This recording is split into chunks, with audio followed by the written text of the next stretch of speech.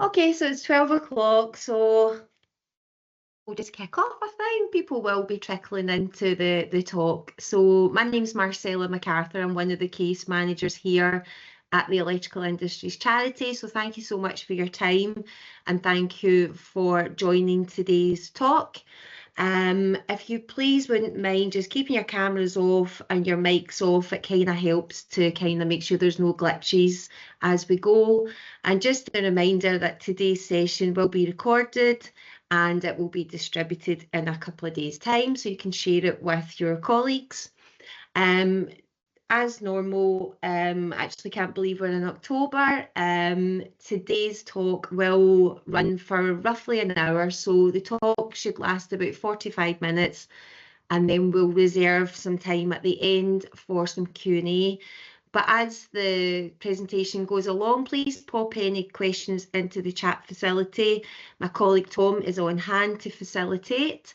I believe there will be a little bit of interaction, so if you wouldn't mind participating, that would be great as well. So today we're absolutely delighted to be joined by Lucy Wade, domestic abuse consultant and founder of You Don't Own Me, for today's topic of domestic abuse and post-separation. We're super privileged to have Lucy join us today. There will be a feedback form at the end, and if you could supply that information at the end, it would be wonderful. But for now, I'm going to hand you over to Lucy. Thanks, Lucy. Hi, thank you, Marcella. Good morning, everybody. I will just share my screen. Okay. Can everybody see this? Yep, all good. Yep. Yes, thank you. Okay. Oh, brilliant. Thank you. So I'm Lucy Wade. I'm the founder of You Don't Own Me, and also I run a community interest company, which is a podcast called Dip In and Out with Lucy. So I'll just explain a little bit, tiny bit more about what I do. Sorry, from the beginning. There we go. Should be able to click along, she says. There we go. So today we're just going to cover the understanding domestic abuse and post-separation abuse. We're just going to explore a little bit about definitions. Statistics I was going to cover, but I'll explain a bit more about that after some information recently that I've been discussing with somebody else, and the impact it has on individuals. So also addressing misconceptions and the terminology language we use. And looking at wellness, because that's a very big part of somebody moving forward through post-separation abuse and having been impacted by domestic abuse. So it's really essential knowledge for anyone who may not be aware what domestic abuse entails and what post-separation abuse entails. So just little bits about me. Yes, You Don't Own Me is my talks that I deliver, my consultation and guest speaker services. I do work with national trading standards. I'm on their task force working around a national toolkit on the language we use, because there is very much in society a victim blaming culture, which unfortunately obviously we need to change. I do work for the likes of Alzheimer's Society in terms of talks, John Lewis, and obviously Electrical Industries Charity. My podcast, the links will all be available at the end, but I created the podcast so that it would be a resource for anyone and anyone that needed it. It is full of useful resources. It's lots and lots of different DA professionals. One of the things I noticed when I worked for my local charity was the gap in services. So once support comes to an end, what does somebody do? They potentially may be re-referred back into services, or don't know which way to turn. So I created something where there would be information at people's fingertips, and also for family, friends and work colleagues. So what is domestic abuse? So the definition of domestic abuse is any instant or pattern of instance of controlling, coercive, threatening behaviour, violence or abuse between those aged 16 or over who are or have been intimate partners or family members, regardless of gender or sexuality. The abuse can encompass, but is not limited to, psychological, emotional, financial, physical, and sexual. It is a universal problem. One of the many stigmas that I encounter in my work is, well, it only affects a certain people, it only impacts certain demographics. This isn't true. It can, from the work that I've done over the years, many people from every walk of life. It really does not discriminate. Abuse is something that can impact absolutely anybody. And at some point in your life, and if you're sitting there now thinking of somebody that you may potentially think is in an abusive relationship, or you may potentially yourself have either been in an abusive relationship or are currently in one, then we all do know somebody that has experienced abuse. It is definitely a worldwide problem. So one of the many things I come across is, well, why don't people just leave? Why don't they just, move on, move forward, recover from abuse? One of the main aspects of my work that I noticed when I worked for my local charity, I was the victim voice facilitator. So I work with victims and survivors in my local area. And the barriers to seeking support are still, as much as things have progressed over the years, we still are at a point in time, unfortunately, where there are many barriers still in place for those who may potentially either be considering leaving an abusive relationship or have left an abusive relationship and don't know where to look for support. And also the fact that many people feel too scared to look for support or too embarrassed. So it's that fear of disbelief that I've come across more times than I care to count. Many victims are concerned that this is something that they have potentially lived with for many years, and so it's become their norm. Once that they leave an abusive relationship, and not everybody can, I always stress that heavily, it isn't a case of just leaving. Many people may be in situations where they're a carer for their abuser. It may be that the abuser cares for them. It isn't as straightforward. It may be financial implications. It may be that there are children involved. And so it's never as straightforward as society wishes to believe. And the biggest impact I've come across is the fear of disbelief. Who's going to believe me?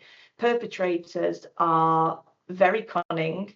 They are very charming, and to the outside world, they couldn't put a foot wrong. So when a victim does speak out, they are usually the one, unfortunately, and especially in the family court system, they are the one to be made to look like they're crazy. They don't know what they're talking about.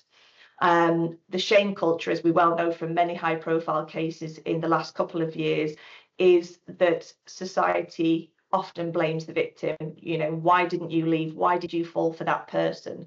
The work that I've done recently with national trading standards, it's interesting that things have moved on to some extent, because I was asked to join the task force because of coercive control. So it was to make that link between somebody being scammed or defrauded of money, and again society will say, well, you fell for that scam, just as they will say you fell for that person. So the shame and blame culture very heavily falls on the victim instead of where it belongs, with the perpetrator. Access challenges. I've worked with many individuals from BAME communities, and the language barriers, cultural considerations to consider are huge. When we look at, thankfully, things are starting to move along in terms of accessing websites for support. We need to be able to have lots of various languages for people to be able to be supported in that way, and be mindful that for many different cultures, it is very difficult to even talk about the fact that they believe that they are being abused. And I cover an episode in my podcast with a lady called Dr. Aisha Ahmed, and she's a fantastic woman. And we talk again about those additional layers. There will always be barriers to seeking support, but then there will be those additional layers, unfortunately, when it comes to culturally. Resource gaps.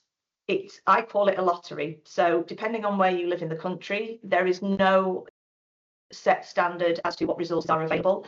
Hence why I chose to create my podcast. So it was something that could be out there for anyone and everyone, as I said earlier. And in terms of support services, you know, funding comes to an end.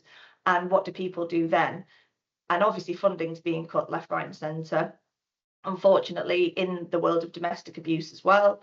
And so children and young people who are being supported, intervention work isn't available. And it's very much a case of educating younger people on healthy relationships, on age-appropriate conversations around domestic abuse. So it's those resource gaps that can, again, lead to huge barriers.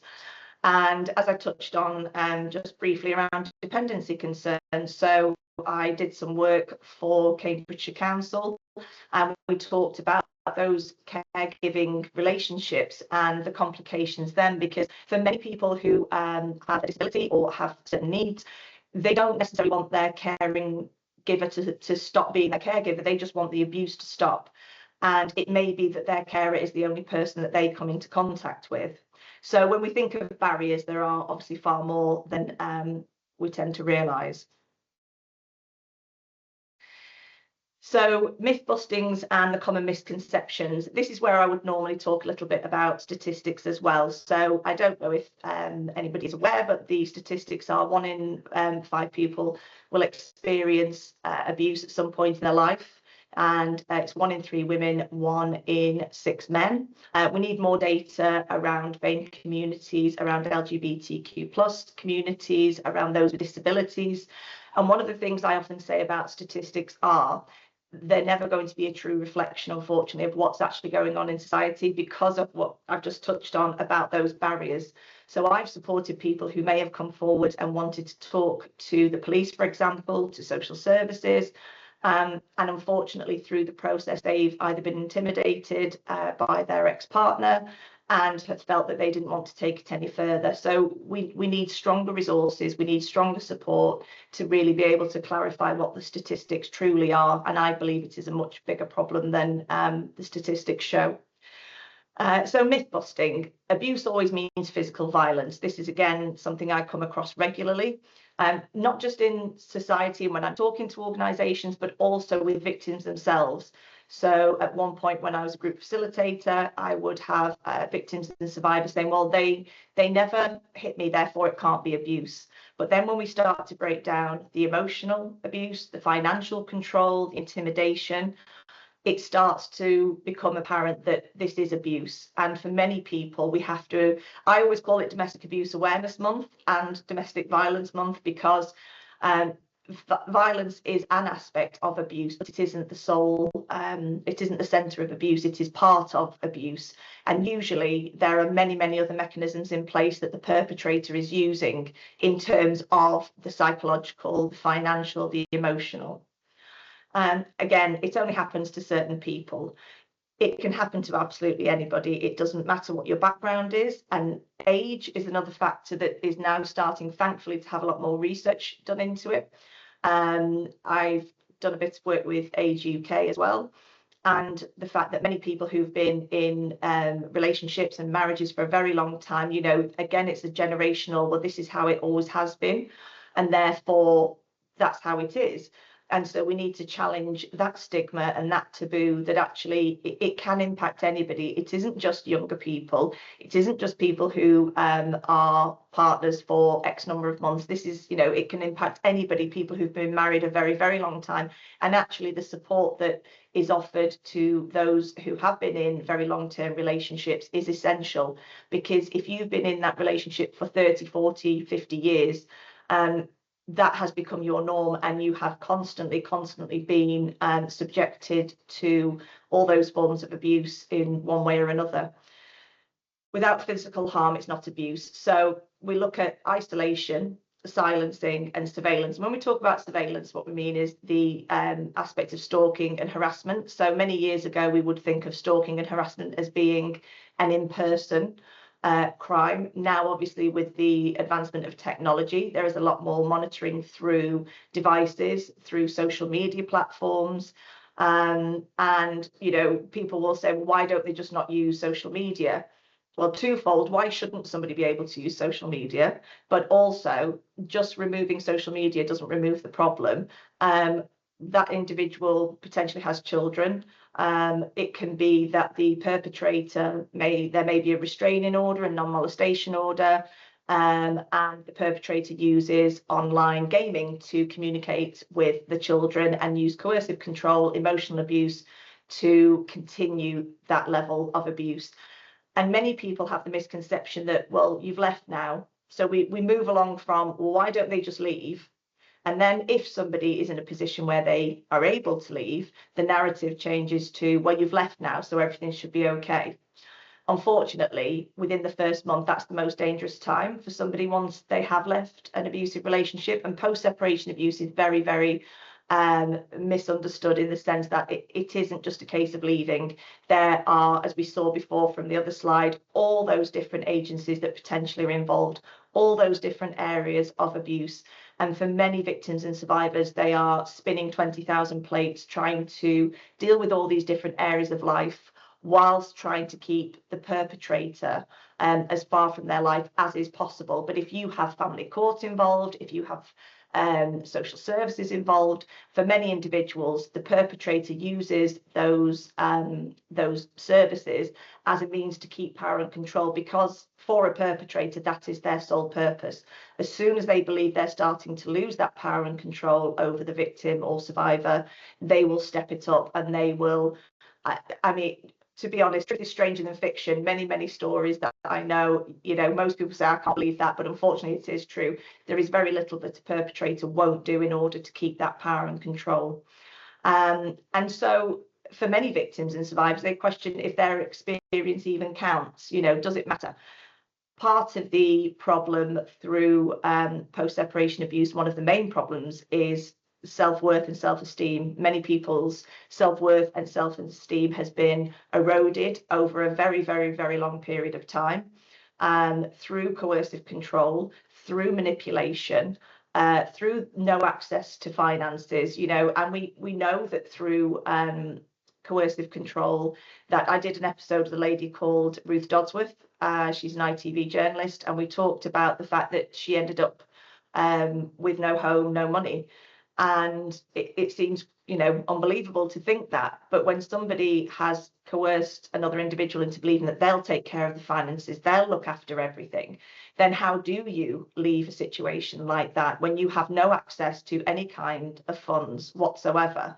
And so the financial abuse element is a really a very important one to discuss, on top of obviously all the other areas.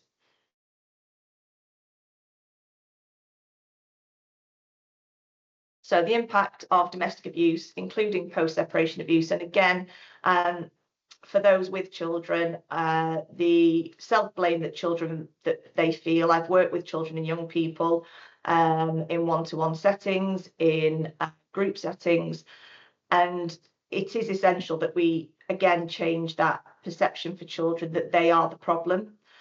This also impacts parents, because many parents feel they have to overcompensate. So the victim survivor parent feels they have to overcompensate for everything that the child is experiencing. The one thing I would say is it is essential for children to have support. I've seen children flourish emotionally, and that emotional intelligence develops when they understand that it isn't their fault. Most children will blame themselves anyway. And sadly, the perpetrator will make the child believe that it's their fault. And they internalize that. They often struggle, they often struggle to have that conversation with adults. So it's nurturing those conversations to let them know that it isn't their fault. And obviously, if a child is then being subjected to ongoing control through that emotional abuse, through I've experienced in cases where children have been given phones in secret to keep from the victim survivor parent knowing, and so that the perpetrator parent can keep that control, but under the guise of, I love you and I don't get to see you, so therefore I want to keep in contact with you. But when we look at that situation, what actually the perpetrator is doing is using that technology, using a mobile phone to keep control over that child and bombard them with messages around how much they love them, how much they miss them. And in terms of relationship patterns, obviously early exposure to abusive relationships will impact children. If they haven't been supported, it will impact them as they get older. One of the aspects of the Domestic Abuse Act in 2021 that was amended was that children are now considered victims in their own right, which is a fantastic move for the better. Unfortunately, children up until that point were considered witnesses. And obviously for many children, we look at domestic abuse and we think, well, okay, so it impacts adults. We automatically think of adults. We don't think of children. But if anything is going to change for the future, it has to be that support and intervention put in place for those children. Because if a parent is seeking support, then they're getting the support they need, but we have to think of the children who will then over the years grow. And if they've lived in an environment where they believe that to be normal behaviour, then that to them will become normal behaviour. And one thing we don't talk about very often is child to parent abuse. I'm speaking at a conference in a couple of weeks for a charity called PEGS, and they are a fantastic charity. I'm taking the podcast along there as well. And they work with parents who have been abused by their own children. And I know this storyline's been used in various soap operas in recent years. And one of the main things that kind of stands out in terms of child to parent abuse is where does a parent who is a victim survivor parent draw that distinction between all children and all teenagers will push the boundaries? I have two of my own, and I have two stepchildren, so very busy household with lots of children, and we know they do. We know that they push those boundaries, but when does that boundary change into post-separate? Sorry, something then. When we push over that boundary, and is it actually that the child is being abusive rather than just testing those boundaries? So again, it's really important to look at education, and it is very complex emotions for children, because every child will love both parents. You know, it's for them, it really gives them that conflicting feelings, because they want to love both parents regardless of what has happened. And so it's really important for any parent who is experiencing post-separation abuse to know that there is support out there, not only for themselves, but for their children as well. And it can't be rushed and it can't be forced. You know, a child may not want to open up for a while. It may be that you have to try a few times. But it's all about timing. And at some point, that child will hopefully open up and be able to have that conversation. I'm just trying to find my mouse now. It's just decided to move. Sorry. Sorry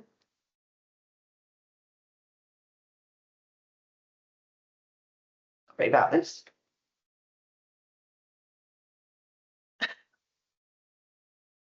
There we go. That's what it was doing then. Okay, so post-separation abuse, it's a marathon, not a sprint. So when I'm trying to explain to individuals what post-separation abuse is, many people haven't heard it as a term, don't know it exists.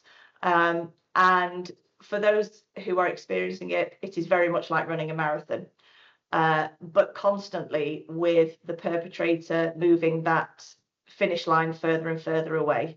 It's exhausting. It can last for many, many years into decades. Again, society and friends and family may say to the victim survivor, well, you know, it's been 10 years now. Surely things have moved on.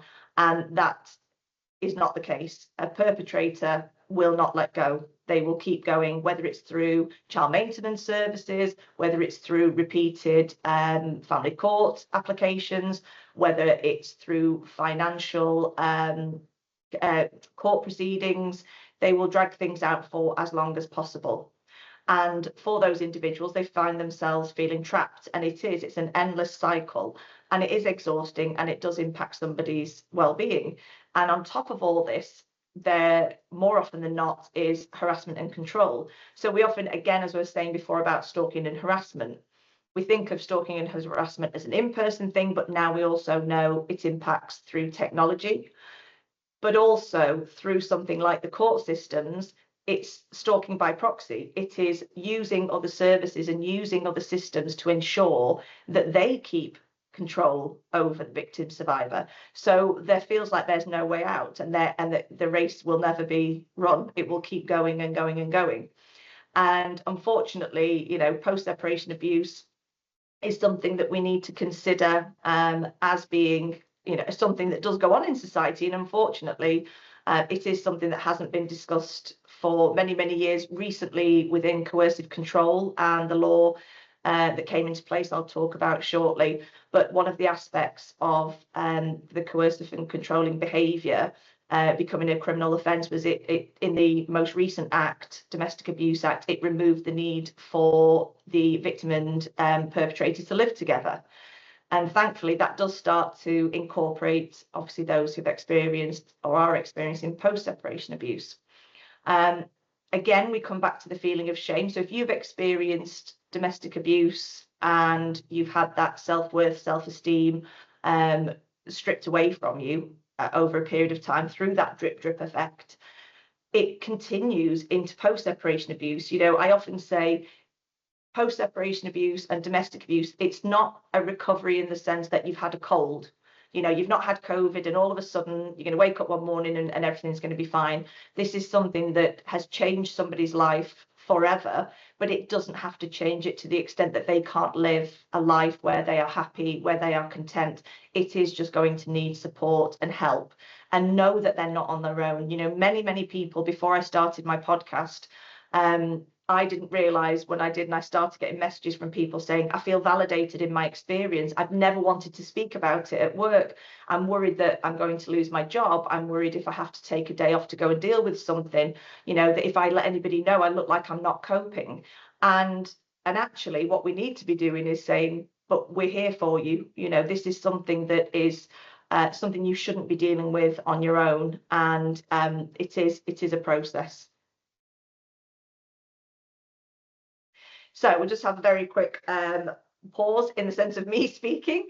And I just wanted to ask, in terms of terminology, we'll start talking a bit about terminology. What kind of terms has anybody heard of around domestic abuse or post-separation abuse? Has anybody know of any sort of, you know, we hear these terms, do we know any?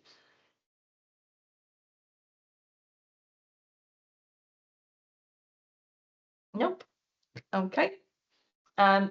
We often see in the media lots of different terms used, but I often think, you know, do we really understand what they mean? So recently, I was talking to an organisation, and they were asking the question around, you know, why would somebody want to be with somebody that was abusive? And the truth of the matter is, nobody wants to be in an abusive relationship. You know, you don't walk into a relationship thinking, okay, I know I'm going to be abused. You don't. What happens from the very beginning is the perpetrator, the abuser, starts with love bombing. And this is across the board. You know, I often say it's like a blueprint that perpetrators have.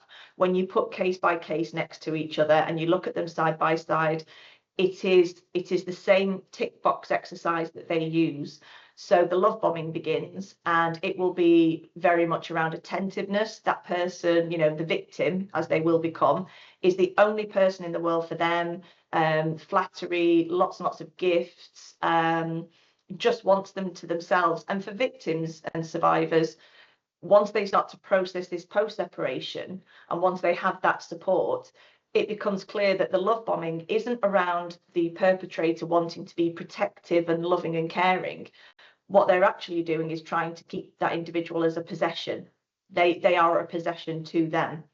And so once the love bombing stage is firmly in place, the trauma bond begins. And again, this is where we hear people say, well, why don't they just leave? So for somebody who experiences all of these aspects of abuse, the trauma bond is when the victim and perpetrator are in the relationship and the cracks begin to show. And so the arguments may begin, the abuse starts, and the victim may start to push back a bit. And that's obviously when things become very, very dangerous for the victim. And so what the perpetrator will then do is say, I'm very sorry, or you pushed me to do this, or I'm under a lot of pressure at the moment, excuses. And what they want to do is then apologise, or not even apologise in some cases, and just go back to where they were in the love bombing stage. And for the victim, they just want to be happy. They just want to be happy because they love this person. So for the victim, that love, that care, that compassion, that empathy, that's all genuine. But for the perpetrator, it's anything but. So they want to keep their victim in that trauma bond so that the victim hopes that at some point they'll be back in the love bombing stage. And in many cases, the love bombing stage continues for a while, maybe months, maybe years, and then it starts again, and it will start again. And so that individual is then trapped within that trauma bond. Gaslighting, I just thought it would be, in terms of, again, we probably hear this a lot in the news, a lot in films, but it was originally a term for, well, it was the title of a film, a stage thriller that was turned into a film in the 1940s. And just one very interesting aspect of the film was to try and explain gaslighting. Gaslighting is when somebody is trying to, and a perpetrator is trying to alternate the reality for the victim. So, for example, in the film, it's a very old film, so oil lamps, and the perpetrator is turning them down, and the victim is saying, "Oh, didn't realise. Okay, did I do that?" And so they allow them to believe that they are slowly losing their mind. So that gaslighting, don't you remember I told you? It's just that constant psychological abuse, and that over a long period of time.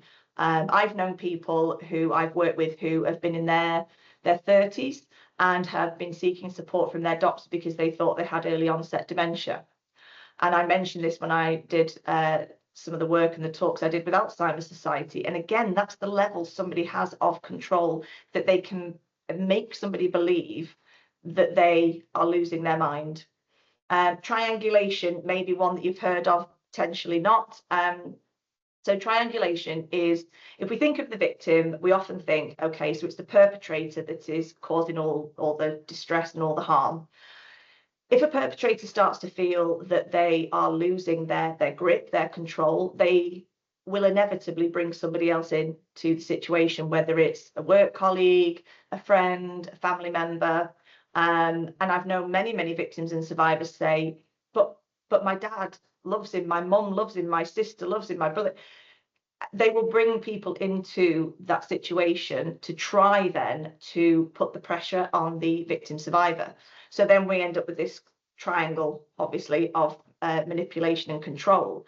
And it's not necessarily the family realizes this, but it's the fact that the perpetrator is using somebody else to keep that. So now not only does the victim have the perpetrator, they also have family, friends, work colleague, discussing things with them as well, and putting pressure, whether they realize it or not. Coercive or controlling behavior. It's a pattern of acts of assault, threats, humiliation and intimidation or other abuse that is used to harm, punish or frighten their victim. So I mentioned this earlier, it became a criminal offence under the Serious Crime Act, and it actually carries a maximum penalty of 5 years imprisonment. And I was saying earlier about one of the episodes I've done with Ruth Dodsworth. She explains a lot about that situation because she had to go through the trial process for the conviction. And again, you know, when we say earlier about, well, is it abuse if my partner doesn't hit me? You know, clearly coercion is something that is very subtle, very insidious, and very much a drip effect.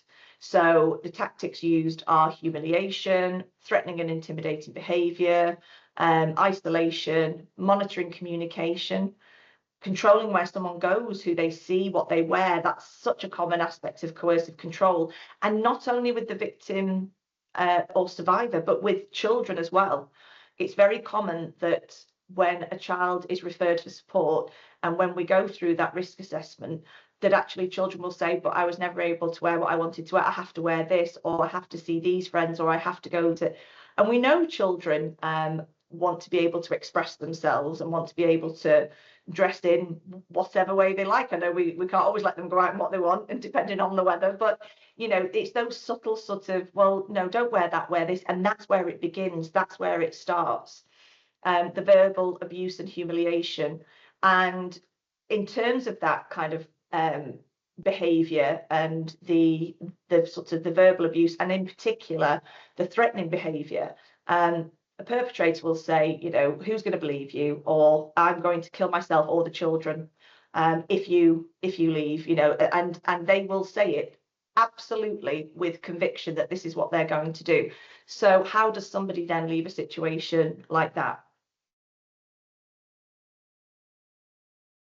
So the hidden signs, the workplace indicators, and actionable strategies. So these are the kind of things I discuss. I did one recently for designated safeguarding leads within schools.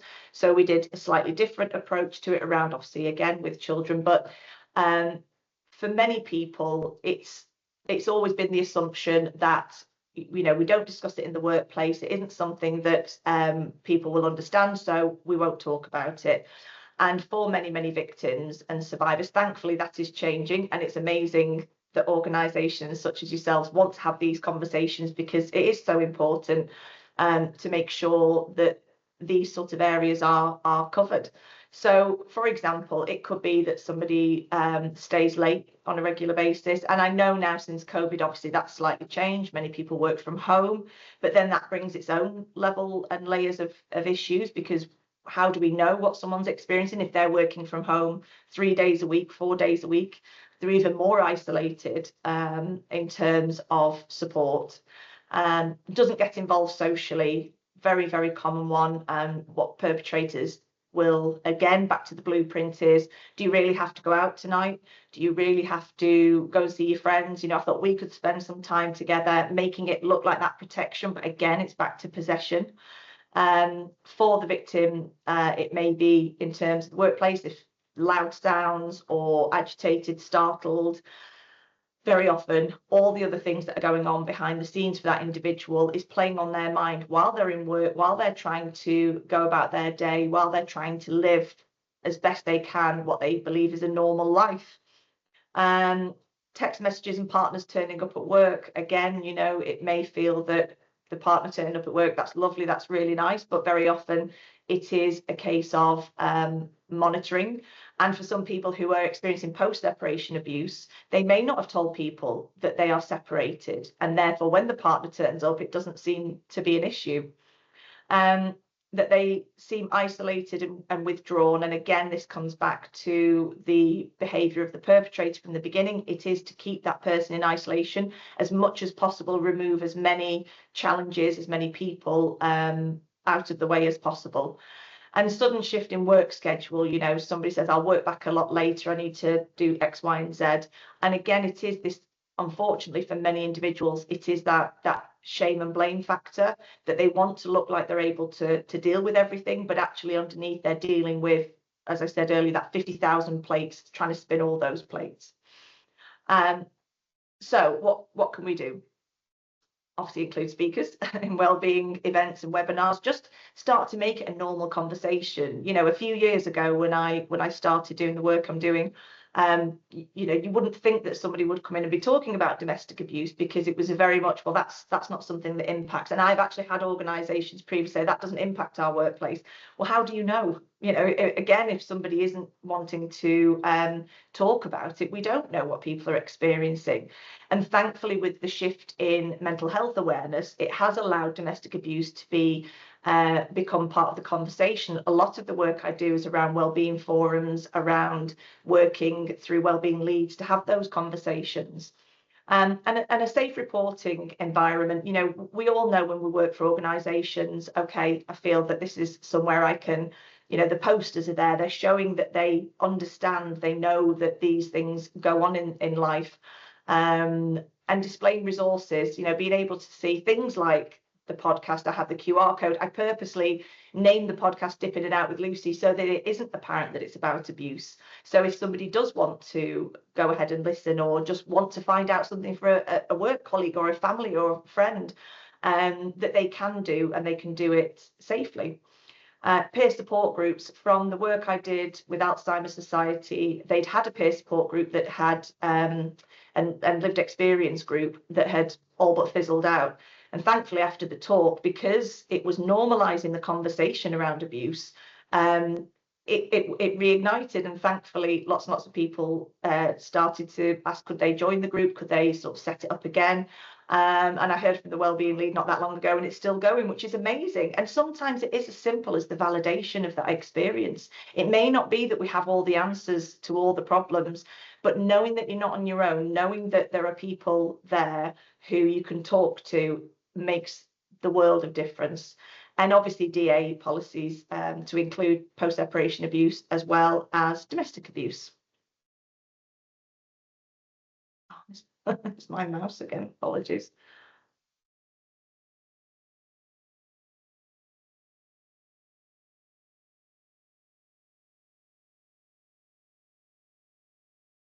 Okay, so I think it's been a bit slow. Okay, so self-care can lead to improved self-worth and self-esteem. One of the things I've been obviously talking about regularly throughout this session is the that self-care, that self-worth, that self-esteem. It's the fact that that is completely obliterated through domestic abuse and post-separation abuse. One of the things I did with National Trading Standards is what happens once a victim has had support? What happens then? They're out in the world, what do they do? So I worked with a lady called Dr. Elizabeth Carter, and we put together a toolkit for that kind of aftercare. So the diary, the morning kind of, okay, negative to positive thoughts, and this works with children as well, those negatives. So you get up in the morning, the first thought is probably the million things that you've got to deal with that day. It could be that the perpetrator's been texting all evening. And so having that negative to positive, okay, one at a time, you can't do it all at once, take it one thing at a time. Okay, I've got up. And I know many people who can't face the day experiencing what they're experiencing. So there's a positive. It doesn't matter how small the positive seems to the rest of the world, it's a positive. So it's taking those small little steps each day from that negative to positive. And timing is everything. Not everybody is ready for support at the same time. Everybody is at a different place in their journey around domestic abuse and post-separation abuse. And there is no expiration date. It isn't just one day, as I said before, recovery, that's it. You may feel, and some people I've known have felt fantastic for years. And then all of a sudden something happens and they feel like they're back to square one again. And it's not that they've failed. It's not that they've not succeeded in moving forward. It is life. We all experience this, but thankfully by that point, they've got the tools then to be able to say, okay, this is a blip. I'm going to be okay. And I can keep moving forward. And that self-care creates a strong foundation to be able to do that one day at a time, to be able to say, okay, I can't focus on tomorrow. I can't worry about what happened yesterday. Today is the only thing that I can be present in and deal with.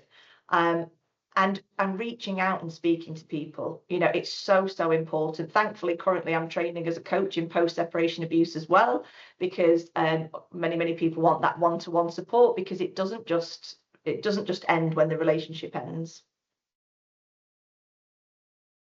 And just another example of something that I have used in my work, and this seems to get, thankfully, very good feedback. The circle of control model, and again, it's something that's in this national toolkit with National Trading Standards. When we think of domestic abuse and control, the one thing for that individual is that what is out of my control? The perpetrator is controlling everything, it would seem. And so we can spiral, we can panic, we can fear for the worst. But when we step back, and many people like to put this on their fridges, on the door as they're leaving the house in the morning, and it is what is out of my control, how that person chooses to speak to you. So if you're dealing with text messages, for example, I often advise, don't give them your mobile number. Say we're going to communicate through email. And email allows you to have some form of, it's almost like we think of emails as professional. So you take that emotion out of it then. And you can't control how that person's going to speak to you, but you can control how you react and how you respond. And it's very easy to say that, believe me, I do understand that. But if we take text messages, we can just very, very quickly respond. And we respond because we react. We're reacting to the unfairness of the situation. But if we use something like email, then we're taking away that emotion. And one thing I often say in terms of children is, when children are involved, instead of saying in communication, our children, say the children, because it helps you again put that barrier up for yourself to say, no, that's your choice of barrier, to say, we'll discuss the children and the situation, but what the perpetrator wants is to keep that emotion, that emotiveness from you, and that's what you want to remove. And how they choose to live their life. Unfortunately for many people, they hear lots of stories, again, through triangulation. Oh, did you know they're doing this, they're doing that, all to try and keep you in that lack of self-worth, lack of self-esteem. And we can't control what other people do, but what we can control is what boundaries we have, what we choose to do with our lives, how we look after our well-being. Many people think, especially around abuse, looking after your well-being is selfish, and it's not. If you don't look after yourself, you will have burnout. You will absolutely, especially in post-separation abuse. And so it's so important to make sure you take that time, and the decisions you make, that's in your control. So it can basically, the circle of control can help you regulate those feelings of overwhelm that hit, that panic that rises in your stomach. And it can give you a moment to say, actually, breathe, let's sit down, go through this again. It doesn't matter how many times, I've known children have this up on their walls from being very young to teenagers. It's a fantastic, fantastic tool. I can't recommend it enough. So I will put on the last slide in a sec for the feedback, but this is me. My QR code to You.Omi and the QR code to Dipcast, which is my website, which hosts all my episodes. And thank you very much. I'm sorry about my mouse. I don't know what was going on there. It wasn't behaving. Don't worry, your delivery was excellent, and thank you for such an educational and insightful talk, Lucy. You and I have had some conversations before today, and your knowledge is just incredible. There is some questions and there is some feedback on the chat, but just for me personally, perpetrators, is it a learned behaviour? You'd obviously touched on the importance of educating kids who have been brought up in a violent household. Is that kind of like kind of theme that, this is a learned behaviour? What's your kind of expertise there? So it's a combination, sadly. So, for example, if there was a case that I was involved with, and the parents were very much enabling the perpetrator behaviour from the younger person in particular, and in this case, and it's really difficult because it is a combination. It can be learned behaviour if you see that as normal. It is part of your life. If parents are enabling that behaviour because they're perpetrators, and they're enabling, say, well, of course that's how you behave because that's how I behave, and it goes on and on and on. But ultimately, for an abuser, for a perpetrator, it's a choice. They choose to abuse. And we could all have days where we feel awful, but we know our limits. We know as human beings how to treat another human being. And sadly, with perpetrators, there is no empathy, there is no love. It is all about that choice to control and be that need to control. Yeah. Thanks for that. So one of our participants has actually kindly shared that he has been a victim of domestic violence, and has kind of said how it's really, really difficult to get through it, but he's now sharing his experiences on social media to raise awareness. So Matt's on here. I don't know if Matt wants to make any kind of contribution, but we really do thank you, Matt, for sharing that on the chat facility. Another question that we've got here is, how can friends or family differentiate between normal relationship conflict and abusive patterns? Yeah, and that's a difficult one. That comes up in the family court regularly. It's high conflict, it's he said, she said scenario. I think you have to go with your gut.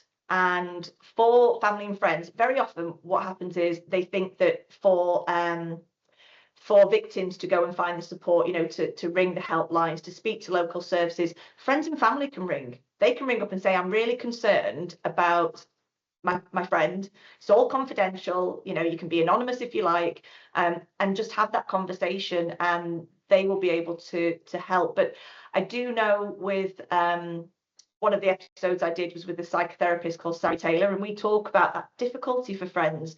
What if your gut's telling you this isn't right, the way that person is speaking? And again, it's regardless of, I always try and be very generic in the way I talk about it. It happens to men as well as women, and of course it's very difficult for men to speak out.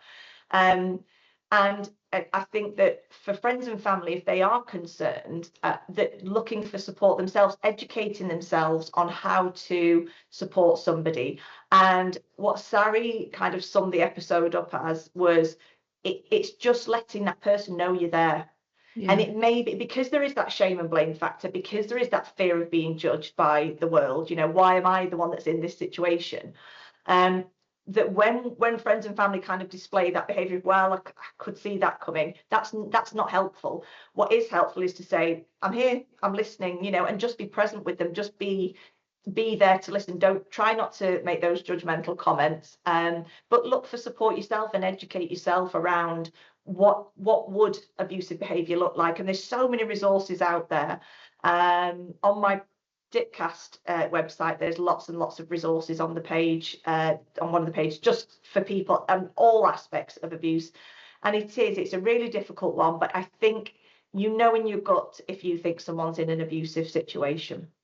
Yeah, and you touched on, we're all working remotely, hybrid working, and it's very difficult to kind of keep in tune with what's going on in people's lives. And something that we are trying to kind of generate through the charities, just to get people talking. We're all on Teams right now, but even just to set up those little informal chats and checking in with people. And as you say, if something doesn't feel right and your gut's telling you, better to act on it than ignore it. And then, you're at the other end, aren't you? And it's too late sometimes. Absolutely, definitely. And, it is so important now. Years and years ago, we didn't have the support in the workplace. There wasn't that support. Domestic abuse was something that, as I said earlier, affects certain demographics, only affects certain people, and it's not true. It impacts everybody on some level. And for friends and family who are trying to support somebody, for example, who's experienced abuse, it's exhausting for them. We have what's called kind of that compassion fatigue, isn't it? That secondary victimization. They're hearing all these stories all the time. And so it's really important for organisations to make it very clear that support is there, and to have those resources. Like I say, the reason I created the podcast, because it was in a way that was done that people can, at 3 o'clock in the morning, you can't ring a helpline, once the helpline closed at whatever time, or the service is closed for the day, then it was something that people can listen. You're lying there in bed at night worrying and it's all playing over in your mind, then you can listen to something that's going to give you that help from professionals who know their stuff. And an incredible kind of fact that you'd said was that 2015 coercive and controlling behaviour became a crime only so recently. It's incredible. And as I say, with children, 2021, when the Act was amended, that they were victims, not just witnesses. So it's we there's a long way to go, but thankfully being able to do things like this just shows us we're definitely moving in the right direction in talking about it. And there's been a question here from Elaine. Do you think traumatic brain injuries through physical, psychological blows and chronic stress, cortisol exposure, can lead to lasting issues such as PTSD, depression, anxiety, and difficulty in clear thought process? Can be part of the reason why people cannot leave situations, and also if they have had a adverse childhood experience, may make it much more difficult. Definitely, absolutely. And we hear the terms again, like trauma-informed approach and all these, and this is what we need. We need to have these conversations so that people who are in those situations, who think that there is no way out, and PTSD, it is very, we think of PTSD in terms of other areas of life, but when it comes to abuse, it's a very, very powerful experience for somebody. And again, I've known people who, if the cupboard door slams, and they're jumping out of their skin, a car backfires and they're absolutely petrified and they're taken straight back. I don't wear perfume if I do sessions in person, because I know that certain smells might affect a victim who's been married to somebody that wears that perfume, or it might be there's so many subtleties to it. That it's a really, really complex situation, but absolutely, definitely, so Jamie has shared something here. She said, I've got a friend who's going through divorce, trapped in same house and going through abuse. Sadly, when we try to discuss it, she just defends the perpetrator. She's got such low self-esteem and worth, and says no one else will love her. and then stepping straight into an online abusive relationship with a scammer. She's recently been diagnosed with PTSD, and she's hoping that it'll lead her to the professionals. Are there any other advice that you can give, Jamie, how to kind of speak to the friend?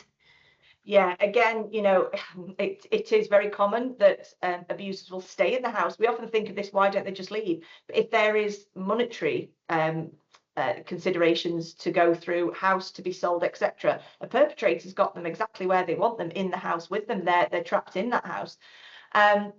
Again, it is so difficult, because what you don't want to do is push them in the other way, so that then they feel even more lack of self-worth, even less self-esteem, by saying, well, you know, you need to do this, this and this. It's so difficult. It's very much like having to walk a tightrope with friends. We have to be very, very careful what we say. What we can say is, oh, have you thought of in terms of, say, for example, the fraud, so romance fraud, national trading standards that I've done the work with, they've got some fantastic resources on their website. I can send you the link to that, and again, it's got all the toolkit that I contributed to, and there is that link, unfortunately, between domestic abuse and fraud, because it's the coercive controlling behavior, and because somebody is vulnerable, because they believe that they aren't worth anything, it does lead them into situations and future abusive relationships. But it is I would stress to be very, very careful what you do say to somebody, because what you don't want to do is isolate them even more, because they think, well, you don't understand. So being there, being supportive, and what we all want to do is say, why can't you see it? But we can't do that, you know, because we don't know. If we're not in that situation, that's what they're living in, day out. So try that support, try and find more information for yourself, listen to things, watch things. But I'll send you the details for National Trading Standards as well. The lady there, Louise Baxter, MBE, she's amazing. Brilliant. Well, we'll get all those tools all added on to the meeting chat. And just to remind everyone, the session today has been recorded. Please feel free to distribute it to your colleagues. And I suppose this just kind of shines a light on the need to have these conversations. It's a tough topic. Nobody wants to be, you know, sitting here talking about domestic violence and abuse. And somebody in the chat had said, you know, these people who are the victims and the perpetrators are colleagues, you know, they're people that you know, and it's very, very tough to navigate. So thank you so much for educating us today. Really pleased you were able to join us. We will obviously share your direct contact details, well, your website information on the chat, but for anyone who's listening and needs anything from the charity, Tom has shared all the contact details there. And again, thank you, Lucy, and we'll see you all for our next talk in November. Thank you. Oh, thank you so much. Thanks.